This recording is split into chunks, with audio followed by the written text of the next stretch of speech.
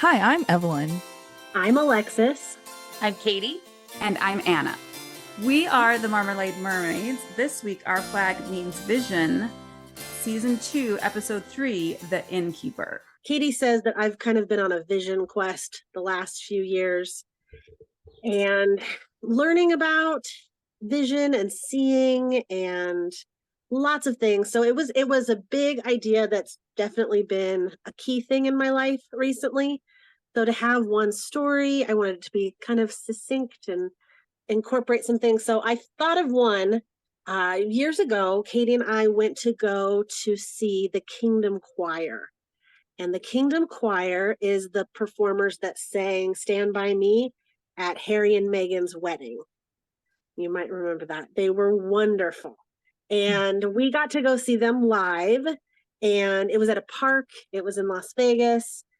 It was a really small venue. And I felt like this was a hidden gem because if people really knew how good they were, like this was an incredible situation. Anyway, so we got to sit in the grass and see them and hear them. And watching the choir, Karen Gibson is the choir director, and she is a marvelous lady. Yeah, beautiful on the inside and out and just all the things. And she leads the choir with such love and such grace.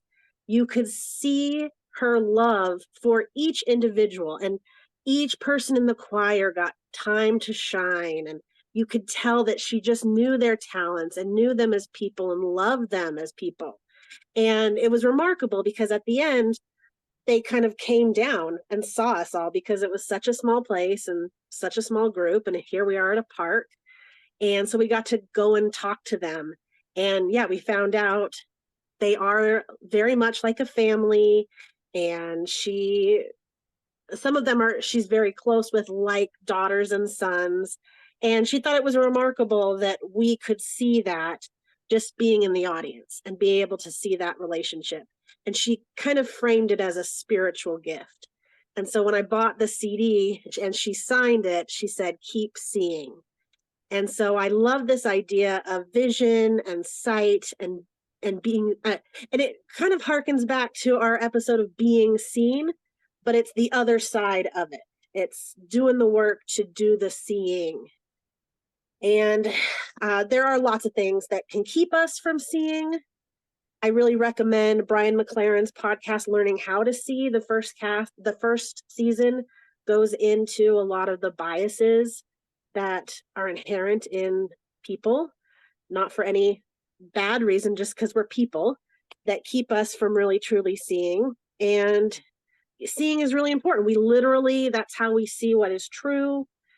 And vision could be like that spiritual gift, like having a vision, being able to be taught and glimpsing a new way of life, being able to envision a new way of life. And I was also thinking, like I think of Anna as a good habit of seeing things as already granted and living as if they are already real and granted and it's all right now. And I feel like that's a spiritual, like, seeing vision gift. And that's my story. Thank you, Alexis. I have our 1-minute recap of the episode. So I'm going to tell it right now, best I can. The Red Flag Pirates are just rock stars. Jen is making alliances with pirate captains that she overtakes. And the Red Flag eventually meets up with the Revenge. The Revenge is looking rough. And the Blackbeard Revenge crew tells Steed that Ed is retired. But Auntie smells mutiny and she investigates. And in her investigation, she has a vision of the mutiny. The Revenge crew gets locked up because they were mutinous. And Auntie finds Ed, maybe he's dead, like he has a cloth over his face. And Steed makes a unilateral decision that they are all going to escape. So Jim and Archie and all the crew have to get out. I put the boys, sorry, but Jim and Archie are not the boys. And it turns out that Archie is really good at archery. And then meanwhile, Ed is on the beach and he's in the gravy boat and he meets Hornigold, and Hornigold is just a projection of himself, and Hornigold throws Ed over the edge of a cliff. That was like a minute and Ugh, 5 I was seconds. better, but I have a hard time with saying Jen. Zheng. Jen. That was our episode. So, in this episode of Vision, Evelyn, can you kick us off? Where did you see some vision? I don't want to go with the most obvious one right off the bat. And I kind of like that you, Katie, during your recap kind of mentioned the other one that I was like, this is the only other one that I could think of. Is just Auntie seeing the visions of Blackbeard, the mutiny that was occurring and everything. Which is it's interesting because it's very much like it just seems really like detective reasoning and everything behind it. Like seeing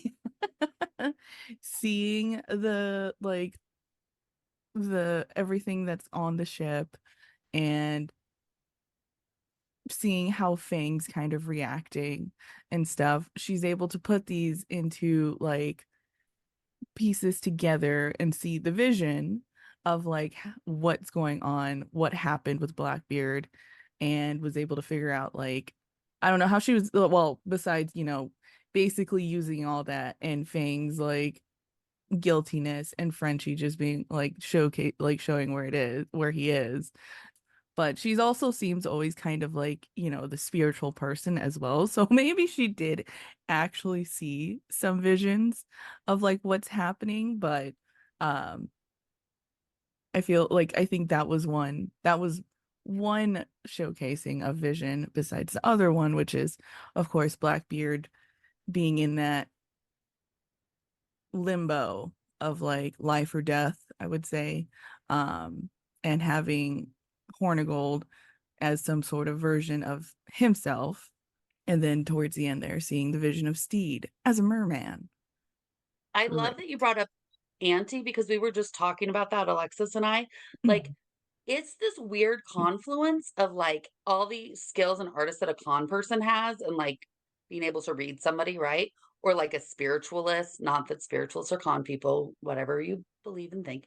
Mm-hmm. And then like a prophetic, like religious, spiritual, like actual vision. And then also like a detective ability that she's Poirot or Miss Marple or somebody putting all of these pieces together. It's pretty like amazing her vision because it happens with the Sea Witch in the previous episode. It happens Yeah. in this one. It's cool. Anybody else that seen vision? I just in a small way, the opening scene where we see Jane go into the captain's quarters with John, and that defeated captain is at first unable to see Zhang as anything. She's not the captain, Mm-hmm. right? And our vision, our perspective is often challenged. We can't see what we're not aware of. And so it is like, oh, no, it's not him. Oh, nope, it's not him. Okay, well, we are forced to see the truth. I think Mm-hmm. that situation comes up quite a few times in this episode where it's like these my perception of reality butts up against reality, or like my perception of the future butts up against what's happening in real time.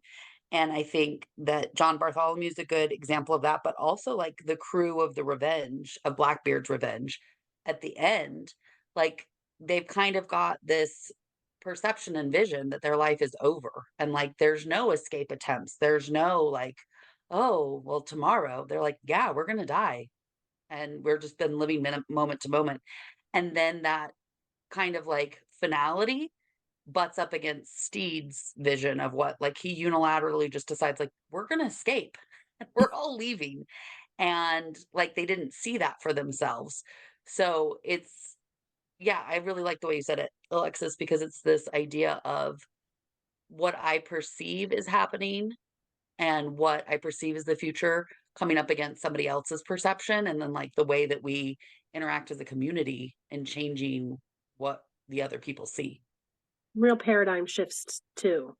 Like what I thought was reality, suddenly there's something else possible.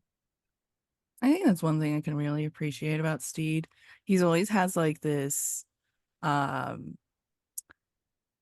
positive, like very open perspective on things, which I think is a good like at least having like being open, or like seeing like what other options there can be usually, or something like that, and have more of like a positive vision on things. But I think that's a good quality as a captain to have a good well, then again, I don't know what the pirate world, it's difficult to say what's really like a good or bad captain. I see both Ed and Steed in this episode facing things that they have to face and learning to see it in a new way. And I think Steed, we've seen over and over that someone else has to help him. Someone else has to help him see things in a different way. And then you're like, oh, right, okay. And in this episode, we see it with Izzy. He's like, actually, here's the situation. Here's what Ed was doing, and why he was like this. And we actually now have to protect the crew.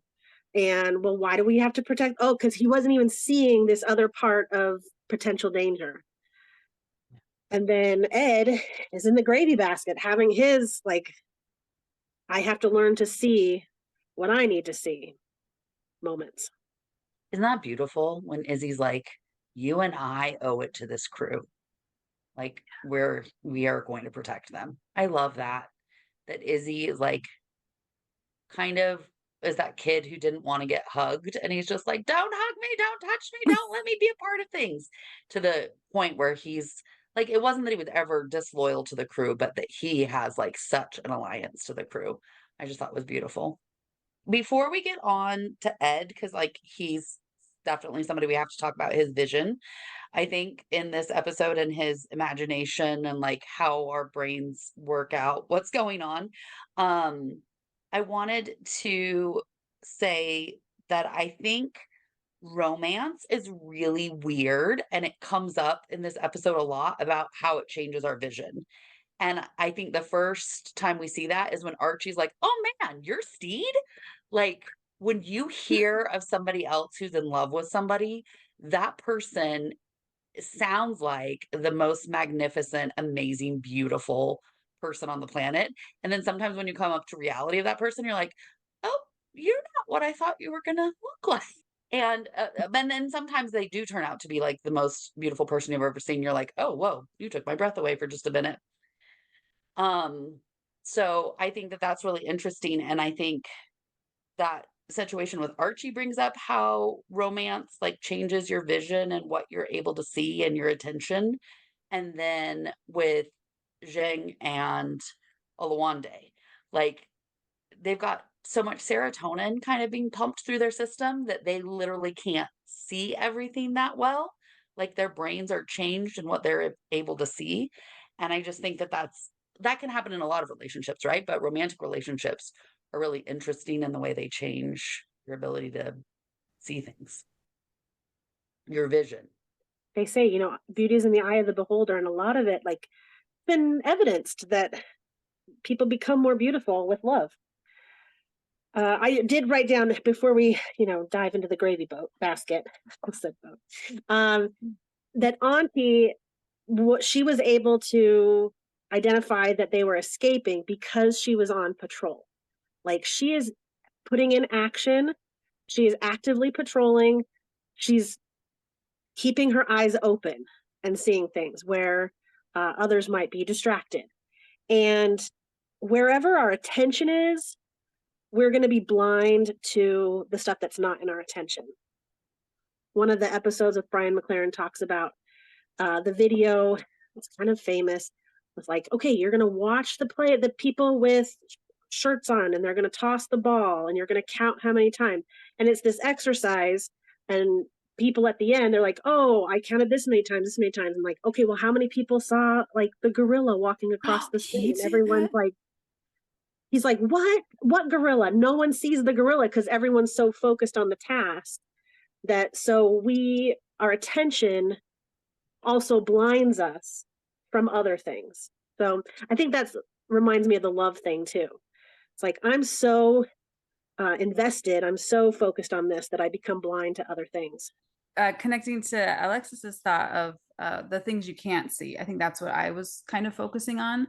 And that I looked at the word vision, And it kind of what stood out to me was that it's seeing, it's being able to see, but it's also like what you're seeing. And so what stood out to me was the Greek word, which is orama, and that means wide view. So being able to perceive a lot of things and what it is that you're actually seeing, I think is really interesting. And then when I was looking into that, not just thinking about sight and viewing through your eyes, but thinking more as a spiritual or a mental understanding of all of these pieces being put together. And again, having that breadth of knowledge and understanding of like, oh, okay, this is starting to make sense to me. Like things are just starting to come into focus. And then as I was looking at the Greek, I found something that referenced that the Maori word for vision is also orama, which is really interesting. And I was like, wow. oh, that's really cool. And the way that they use the word is vision connected to dreams, which again, I'm like, oh, that's just really, really beautiful. And so that's where I kind of started, and then trying to find examples of it. What stood out to me was the very beginning when Zhang's talking to the skull crusher, or whatever his name is, John, where she has this vision of pirates working together. And I love the way she kind of presents it. She's like, well, I don't know. Like, what about? Oh, no, I'm not going to tell you. Like, it's kind of silly. And so it's really subtle and small, but what she's doing is very revolutionary in all of these different ways. She conquered China, and now she's coming over here to the Caribbean, and then they're bringing the boats over the land. Like, again, these things that you wouldn't necessarily think is possible, she's doing. And she has this understanding of what if we looked at it a different way, and what if we tried something new. And so I think, again, it's this really small reference that you get the thread of, and it never really, because of things that happen later, it never really gets picked back up again. But yeah, that she has this idea that we're going to work together against the English and the Dutch and all this kind of stuff, because it's hard being a pirate. Similar to Auntie and her vision that is before this of Buttons, of kind of having this understanding of, I know exactly who you are, I know exactly what you need. And Buttons is like, yeah, that could be, sure, yeah, I'll go with that. And then leading into the understanding of what happened with Ed, because she can just kind of read the crew, and then being able to read the ship, and that they're amazed by that. Frenchie and Fang are, how are you doing this? Where she's not just saying someone got hurt here, she's like, oh, a man, he was right here. Again, it's almost like she can see it.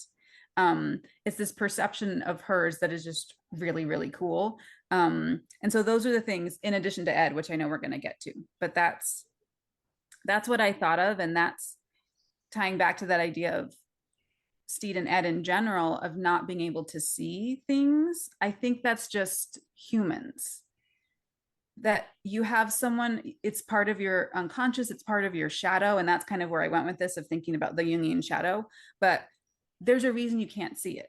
Like, it's on your six. And so you need someone else to help you. And I don't think that means that you're blind to it, that you're not, attentive, that you don't care, that it's not important to you. I think that there are things we actually are not aware of, and then all of a sudden it can come, and it's almost like it's fully formed. It feels that way because it was always there.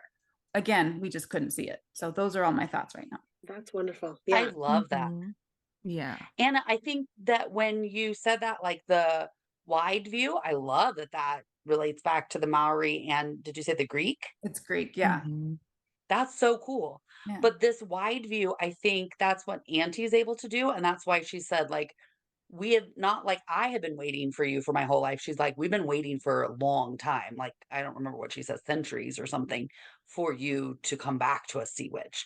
And that Buttons is able to receive that, but it is the wide view. And I think Zhang, she has this really sick ability to like have a vision of how to make a better future, but then work, because if this wasn't vision, it could be patriarchy. She knows how to work the patriarchy to make that vision effective, right? She doesn't just say like, I'm going to make this happen and I'm going to really try to work for hard to make a team. She knows that she's able to say things to these men in a way that it's their idea, right? That it's palatable. And I see her do that in many, many ways throughout our entire interaction with her. She's just able to read someone else and understand how to connect with them in a way that I think is what they need to hear. So that's a very wide view. It's a very like not looking at the self, but looking at what somebody else might need in order to be seen. I love that. Yeah, I think that's a great point. And I think a lot of characters do that. They're able to have this perception of another person and then be like, oh, this is what you need. And I don't know that they're always aware of it. Sometimes they are. And I think it's cool when they are like very deliberate and intentional.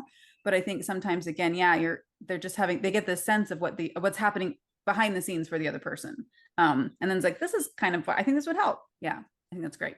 I hadn't thought of it, but the moment with Jim and Alawande and just like upfront, blunt honesty, like that reminded me of it.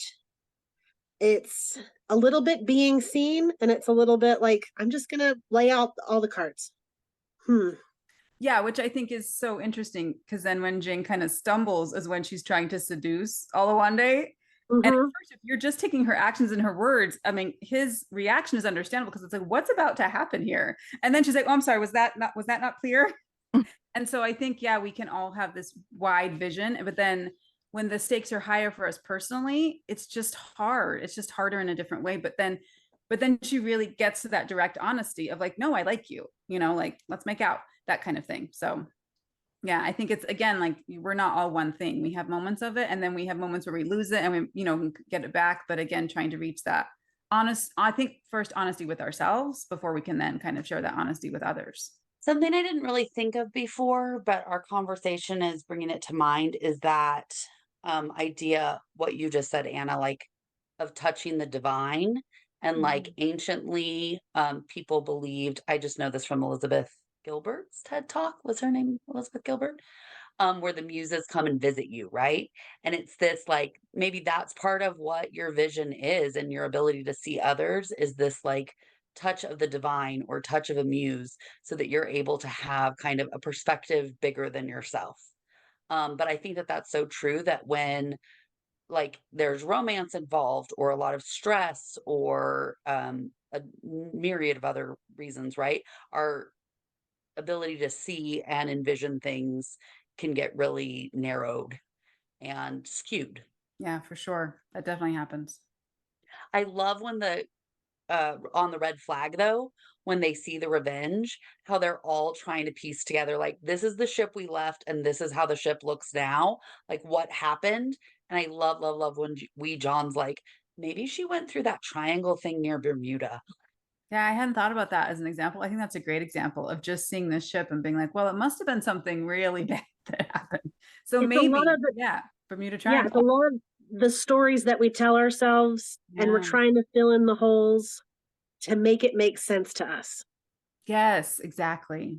Yeah. All right, you want to talk about Ed's vision? I know I remember going into the episode for the first time watching it. I really thought they did abandon him on the beach and everything. This was all like it was really interesting to see that. And then rewatching it again and like visually seeing it, it's like all gray. It's not like the most, so it all makes sense. Like the color scheme of it was like it's so different from what we always see, which is a more warm, vibrant color from like all the other scenes. And then this one is such a gray. So it makes sense now, like rewatching it again, which I thought was really cool that they did with it because it's like once you, I don't know, I thought like this is a weird just actually seeing like what we saw like after understanding what's going on.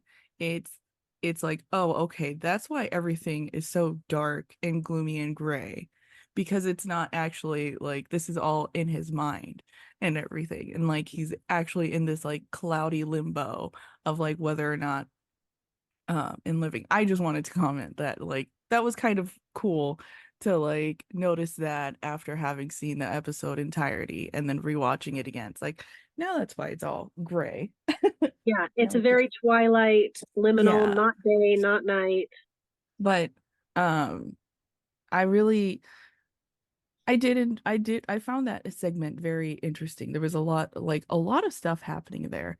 Different thing like basically it's we see Captain Hornigold and he's saving Ed along with his like little pig, and it's in this like abandoned island and everything, and there's like so many just seems like all's going well, and then just the immediate transition, that like just immediate transition of like this isn't real, and all that, like I know everything that's going on with you and I can't die.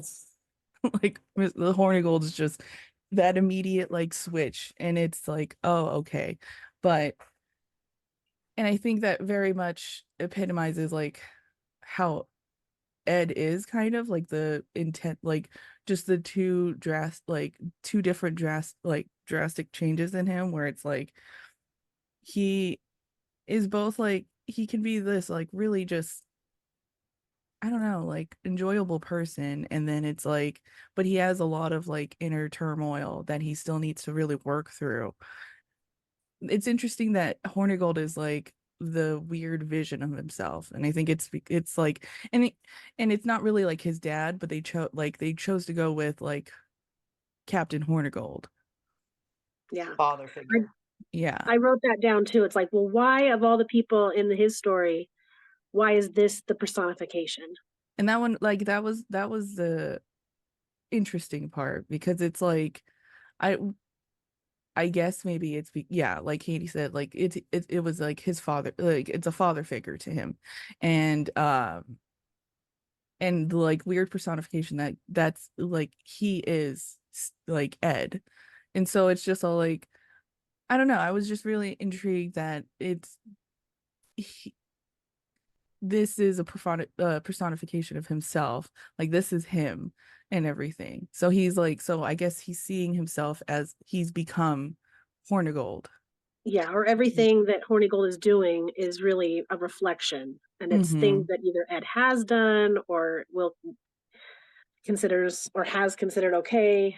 And it's both like, I don't know. It is such a like that whole like journey through that vision is like very interesting, because it's very much like both anger, and then there's a lot of like anger, and then like enjoyment and sadness, like all these different emotions like traversing like that entire thing, and then the end where he sees like Steed. But like I really liked that just interesting journey of like figuring out like what is wrong with him, what's going on with him, and coming like to like what does he want, how does he actually feel about himself. I had another thought when you were starting off talking about, like, there's a moment where all of us realize, oh, this is a vision, this is not real. And I Mhm. think that's kind of like we see with the characters. Like, we're telling ourselves this story, we're going along, we're following along, he's lost on this beach, whatever. And then like a paradigm shift happens and we have to like, oh, reset, recalibrate what's really going on here. I think all the things that he sees in Hornigold is all the stuff that he doesn't like in himself. It's like we've Mhm. been talking about Ed and Blackbeard with kind of two different names Yeah. in the other episodes, where he's acting as Ed or he's acting as Blackbeard. And before his kind of crash, he was really embracing all of the Ed, right? And so I think the things that he's seeing in Hornigold are things that he genuinely doesn't like in his Blackbeard self. And I'll say for Hornigold, like I have a lot of thoughts about that projection of himself and things to say, but in our talking about it right now, I'm finally able to see like there's a lot of compassion that Hornigold does have, or that shadow version of Ed has for himself, where he said like he's trying to give him nutrients at the beginning. Um, Bless his heart, he has like rigging of a like mast of a ship and stuff, and he is still Mr. Fashion as much as you can with like ropes and canvas yuck and grommets. Like you're doing something, dude. And then I really like the part where they talk about the crew member Felix, and Hornigold's like, you can't dwell on it. Like, but you have to decide, like, that's what I did. Am I gonna move on, or am I just gonna like give in to despair and give up on life or whatever? I don't know what he doesn't really make it Mhm. clear, but he's just like, you gotta move on, man. And he's trying to prod Ed towards that. And he's like, or we could just have a soup. And Ed's like, soup. He's like, yeah, let's just go have soup. And so I think there is some compassion that this shadow version of Ed has in working with himself, of even the idea of tricking him, like, let's go up to the thinking spot. I think that that's some compassion. But one of the things where I don't see a lot of compassion, it's like some kind of there's a lot of things, but one of the things that I keep thinking about that's a little bit of a harshness is that all of us, Anna and Evelyn and I, have all been scooped up into Alexis's family. They're a family that loves to play. And like Alexis's mom is a beautiful person. And she like really believes if you're bored, it's your own fault. Like you can always shift the way you're thinking about something. You can always, have a new way of interacting with your space, even in just your mind. And I think that's really beautiful. And I love that Ed's like light side of himself is like, I want to be an innkeeper. Like, I'm a simple person. Let's play this game. And this shadow version of himself as Ben or Hornigold is like not wanting to play the game. And I didn't realize until I see it there, like how important it is to just play along and to just like give it a go and have kind of a good attitude about it and do that playful way that Steed and Ed do so well together. You can see it like this critical part of Ben. He's like, I'm not having it. Like, you're not good with people. You need to be prepared for this. You're two rose colored glasses and like just not having fun. I like that. Like that scene in particular, was is basically kind of showcases like pretty much how Ed still holds on to like those negative parts of himself. Like it was a good encapsulation of like how I think pretty much how Ed handles a lot of things where it's just all like it seems like he does like be he's trying to be this like better person or positive thing, but there's always something in him that like holds him back, and Ben is like showcasing that, like, just the immediate like change of like, hey, remember, like, you have this one thing that's like always going to put you back into like super negative, which is strangling your dad and everything, because that is always one of like the one thing that really is interesting that always holds him back, like puts him back into this, like, you're not a good person. And it all stemmed from that, right? Like it all like that just childhood like trauma of like, I did something really, really bad. And so I'll never be a good person. Even though like all the things that he like he came to doing that. Like he had to do that. I've been watching this show. So Ben and I have been watching this show also called Invincible. It's a very I don't know if you guys heard of it, but it's like it's not an easy watch, and I totally get it. It one of the things is that it's unfortunately a very gory show. It's sometimes I'm like, oh geez. But there it's basically you have these superheroes, and they're very like, and they do like that show does such a good job in humanizing these like superheroes, especially the main character Invincible. And I'm kind of seeing like similarities there, where like, to give you a gist of the show, basically Invincible's dad seemed like to be this amazing superhero, and he's done so much good, but there was such a sudden change, and it's a big realization that his hero, this man that he thought like he saw was his hero, is not good at all.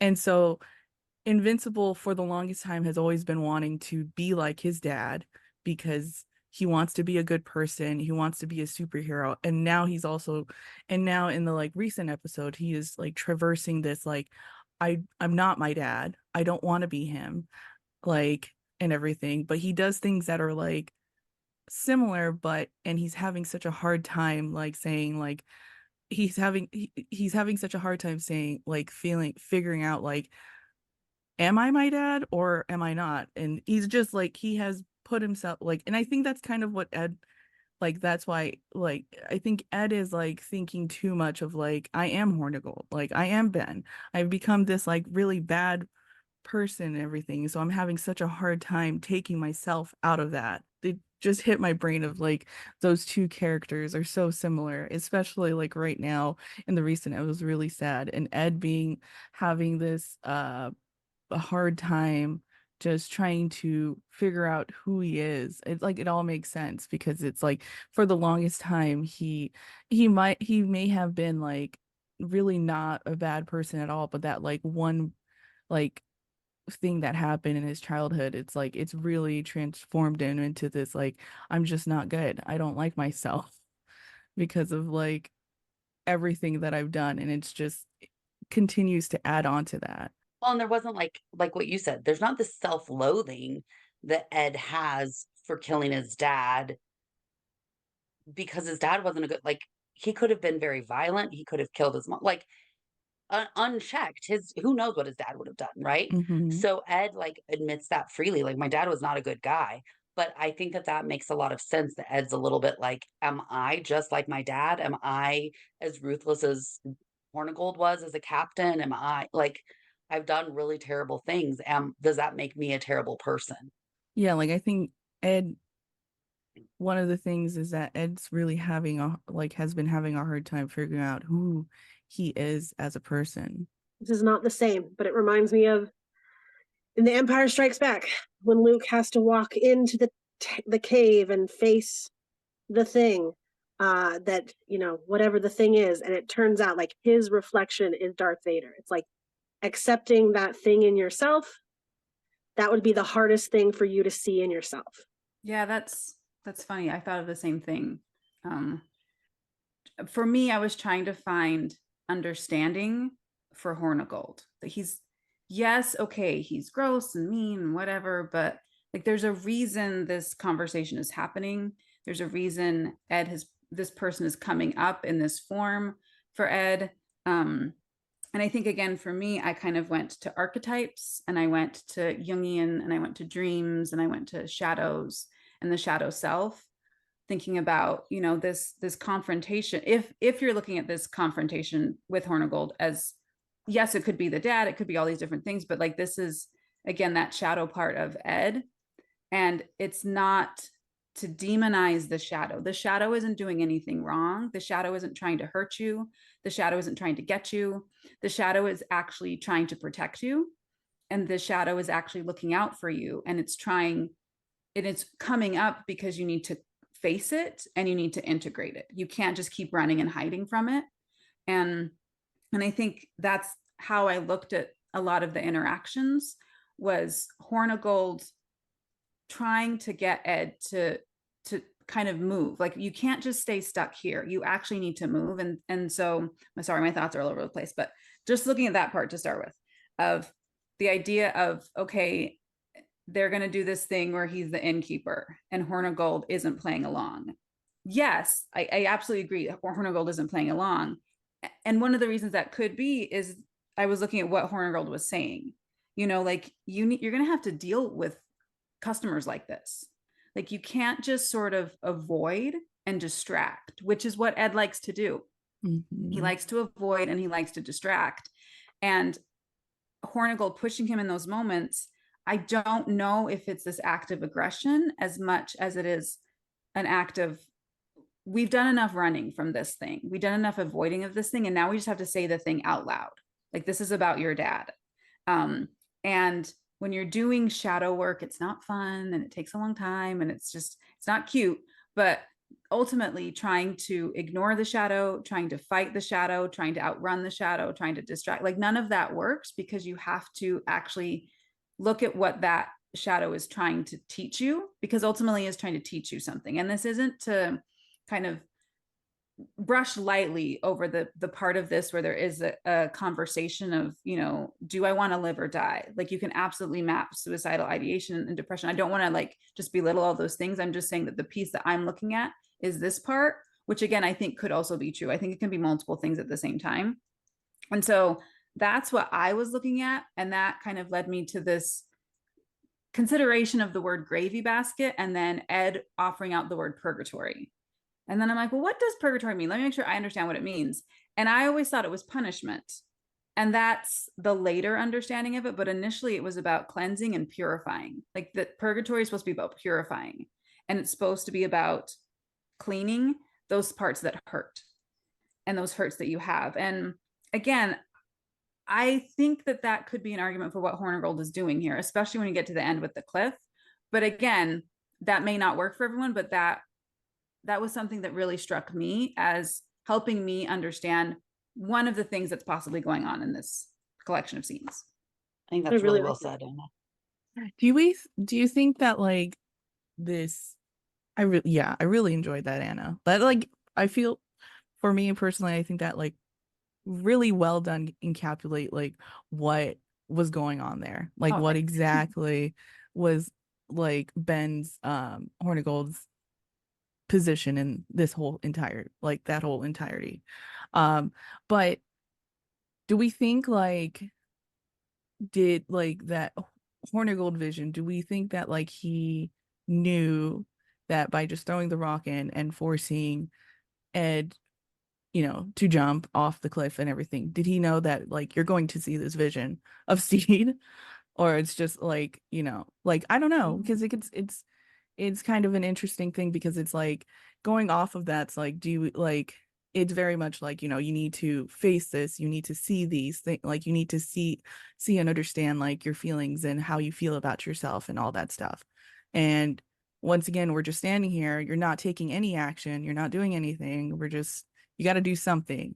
And so like here you go, I'm going to push you and you're going to go in and you're going to think this is like, well, it's like this is like forcing him into an action of like you're gonna finally see like what what is what's helping you through this limbo, and it's Steed.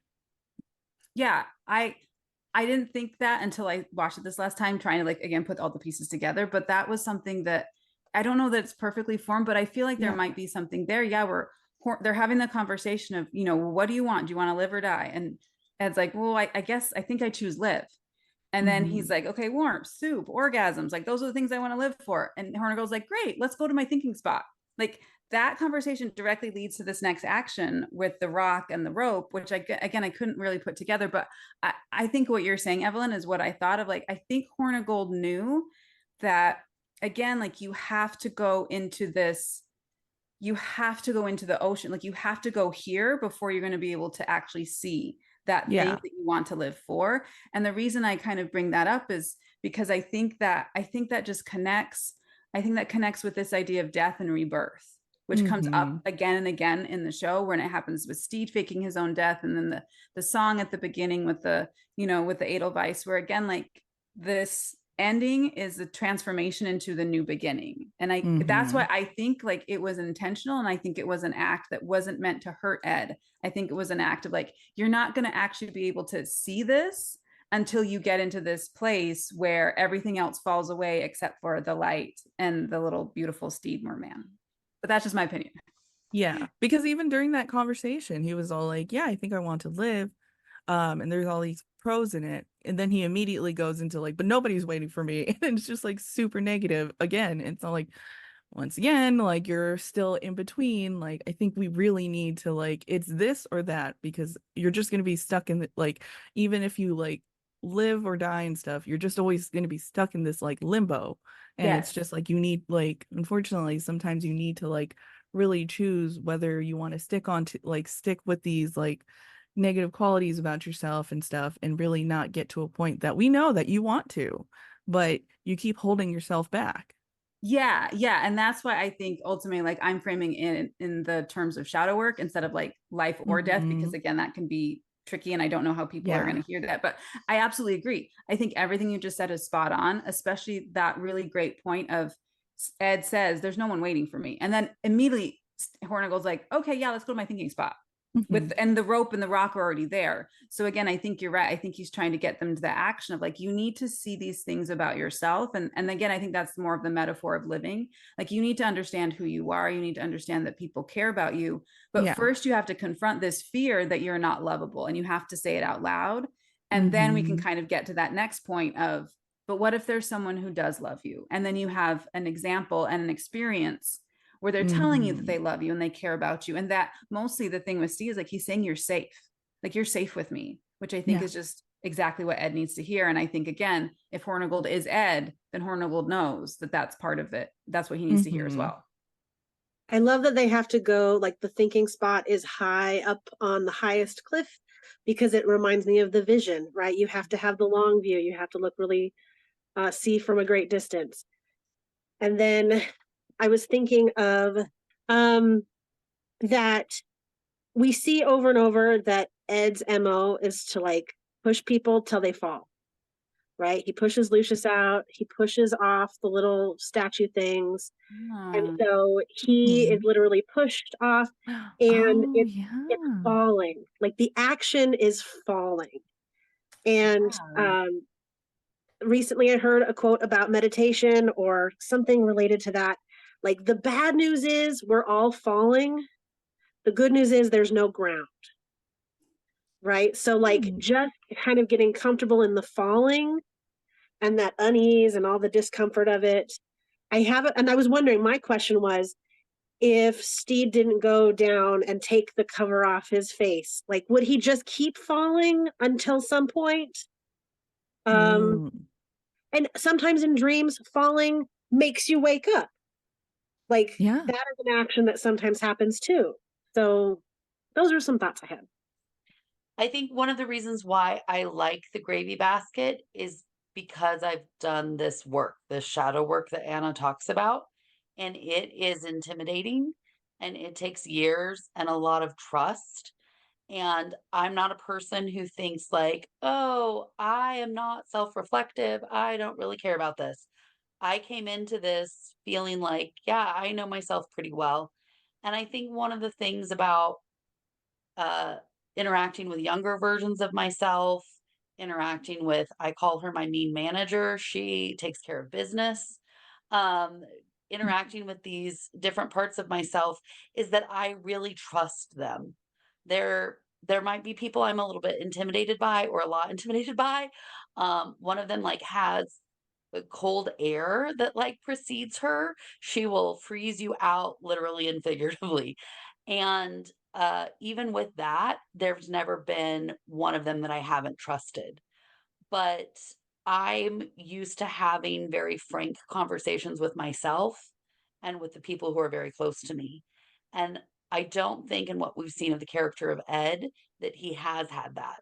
So it was hard for me to see Ben as a reflection of himself because I felt like Ben was trying to trick him. Ben was not being like, these meaner versions of myself, right? They're not compassionate towards me or kind, but I do know, like what Anna said, they're trying to protect me, and their ultimate goal is to teach me something and to help me. And like as I have accepted that, embraced that, then I don't need those parts of myself anymore. I am that person. I don't need somebody. I don't need a mean manager to come in and take care of things. I can take care of them. Um, but Ed hasn't really done that work. So I really appreciate this conversation because it's really pointing out how Ben is protecting Ed, how Ben is being compassionate and loving towards Ed in the way that Ed is ready, because he hasn't done some preliminary steps in order to have conversations with Hornigold and to see himself in the way that he needs to be seen or embrace that thing. I love Alexis and I talked about it because it's something that really bothered me because it's just not what I think about love. But when they're on top of the cliff and Ed says, I'm not lovable. And he said, and Ben says, and you're scared to do anything about it. And that hurts me because I'm like, people don't love you because you have to do something in order to be loved. But Ed didn't know that. And Hornigold has to push him off the cliff so that Ed can embrace that, like that he is enough, that he is worthy, and he doesn't have to do anything to be loved or lovable. He is. And Hornigold says, you're welcome. Like, I really liked that Alexis pointed that out to me because I have a hard time that my inner critic is no longer this projection of myself where it's somebody else. It is very much myself. And I'm very comfortable, uh, like that when I see her face, it is a version of me. It's not somebody else doing this to me. And I think that was difficult for me, that Ed still had to see. Does that make sense? That he had to Mhm. not see him as himself. He had to see him as a projection of himself in order to hear himself. And I think that that's just a really beautiful thing that the show's done, because we're all in different aspects of working through this, right? And it is something we all, even if you have the best parents in the world, I think this is something that humans need to kind of go through in order to progress. And I love that in our conversation and in rewatching the episode, that I'm able to see that Ed's shadow version of himself is that person that's trying to protect him and love him and help him accept himself. Yeah, no, I think that's No, it's really well good. said, and I think it's a good point. And I think you bring up an interesting um the difference between parts work and something like shadow work when you're talking specifically about archetypes, because it's similar, but it's also very different in some ways when it comes to the integrating those pieces together, or sometimes like you're saying, letting them go. And I think that really is the difference, because yeah, when parts work, you kind of say like, okay, this person absolutely just sits to the sidelines right now, and I don't need them to step forward.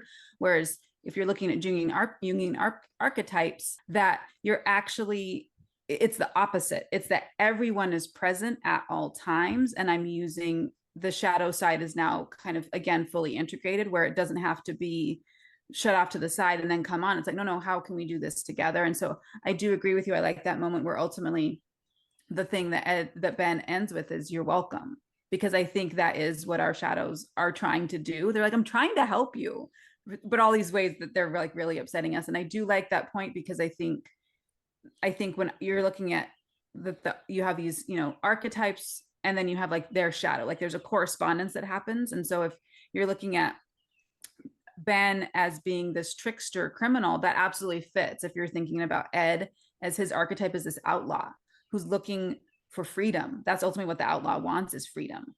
And the criminal is there to kind of take it too far and push it over, again, literally push it over the edge.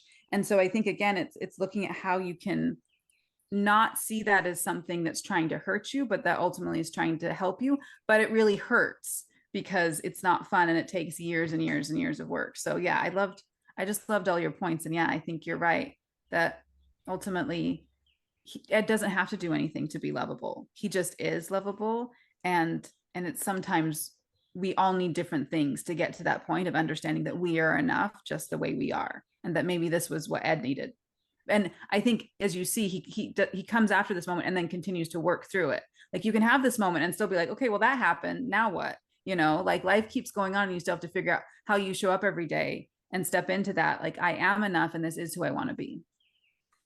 Yeah, I was wondering just originally, like, okay, every vision I feel has something to teach us, some lesson. And like, what's the lesson from this vision? And I think I'm going to be watching for it in the coming episodes. Like, because of this, where do we see things play out? Like, he's had this clarity. Now, what's the action?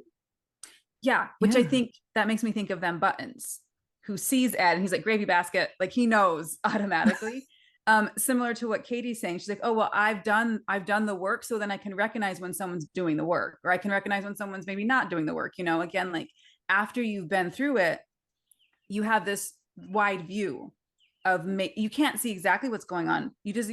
Buttons doesn't know exactly what happened in the gravy basket, but he knows the gravy basket happened, I guess is my point. And I think it's similar to kind of doing a lot of this internal work. Like you may not know exactly what's going on, but you can definitely tell when things are going on. And it helps us understand Ed, I think, better, because in my life and in the lives of others that I've seen, when they go through those kind of experiences, at first there's some really thick armor that's up. And it can go back whenever you're about, like, if you're had a specific role that you played in your family and you're around your family, all of a sudden people who know you now really well will be like, wait, you're kind of different around your family. Or after you maybe go to a high school reunion, or I've never done that, or something like that, kind of an experience where you have that really like jarring kind of Mm. present, this vision where you're getting all kind of mixed up, then I think it's very natural for some serious armor to go up. And we see that, I think, happen initially with Ed, where he's like, ka-chung, like, I've got all my steel walls in place, you cannot get through.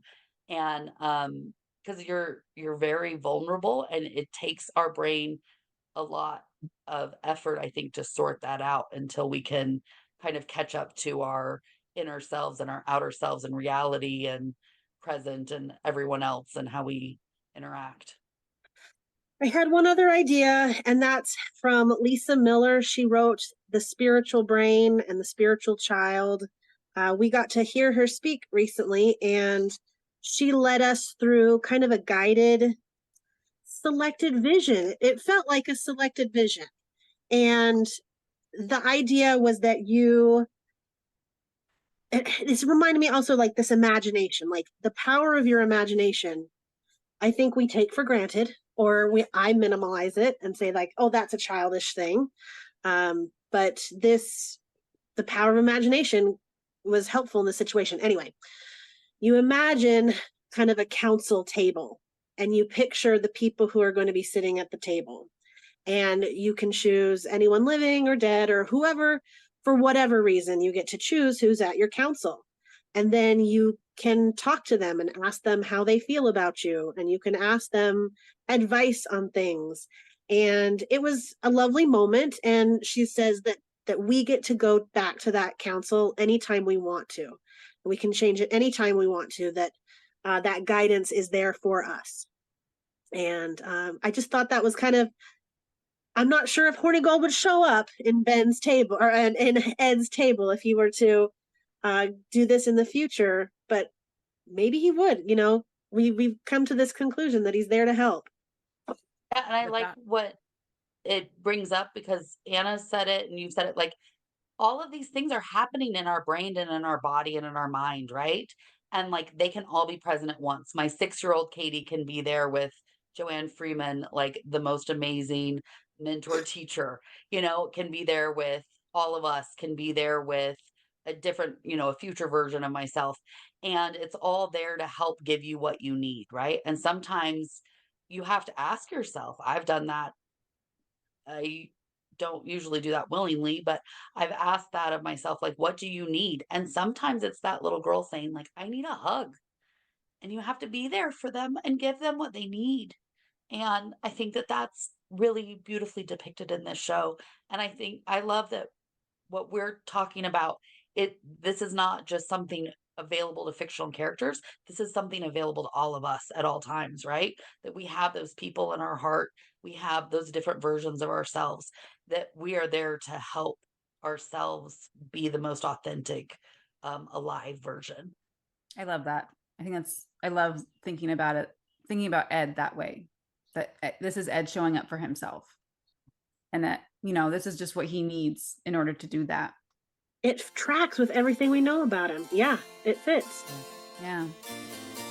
And that was part 1 of Our Flag Means Vision. Listen to part 2 for our sacred reading text and our character blessings.